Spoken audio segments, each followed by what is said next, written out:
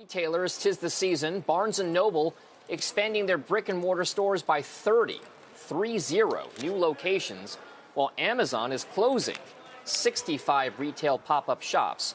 So joining us now is Barnes & Noble CEO James Daunt. Thank you very much for being with us this holiday season. I wonder, can you tell us, I thought that people were not going to be reading physical books anymore. This was supposed to be the age of e-readers. Why are people still buying books?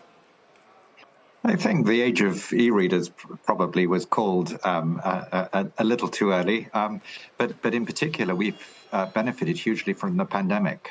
People had more time to read more, and once you do start reading real books, you tend to then go on and read more still, and that's certainly been the experience of Barnes & Noble, which has done exceptionally well once we got over that major panic when we had all our stores closed at the outset of the pandemic.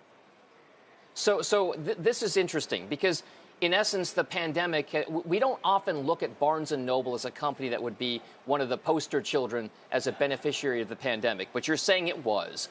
Do you think that those trends continue? What is it that keeps people wanting to go out and buy physical books? Now, I will say this, I'm a little biased because I still like reading physical books as opposed to e-readers, but why will other people do it like I do it? Well, in truth, and you can look at my grey hairs and realize that I've been a bookseller for a very, very long time, sort of over 30 years. And I've experienced these moments when reading has jumped. And whenever it's jumped, it's actually kept that gain. That's happened notably in my time with J.K. Rowling, each of the Harry Potters that came out. Lots and lots of young kids in particular came in and started reading and bought those books, and then they read more. In the pandemic, the combination of, I think, of people wanting social connections, the way a lot of these social media sites, particularly TikTok, encouraged that, and it concentrated on books and most importantly, from our respect, on good books. And as these young kids in particular read them more, they stay with you and they are your customers for the future. So I'm hugely optimistic for us as booksellers. James, what's your, I guess, chief competition now? Because, a decade ago, two decades ago, it was many different types of bookstores, both in terms of chains and also mom and pops. A lot of that's gone away. So where do you see your, I guess, major means of competition coming from? Is it the likes of Netflix these days or something else?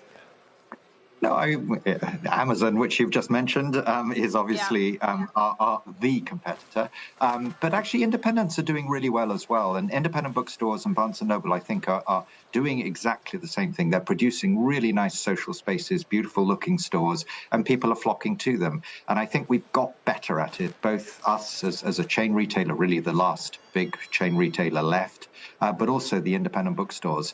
And between us, we've wrestled back that market share from Amazon. And I think we've reached an equilibrium, and people are buying more books and they're enjoying buying them in real bookstores, as well as, of course, of still buying them online and enjoying the efficiencies that Amazon undoubtedly brings. Okay, so James, here's the question, because you are intimately familiar with this and the reopening plan. Can you just take us through where the stores are going to be open? Is there a specific geographic-centric plan to where you're opening these bookstores?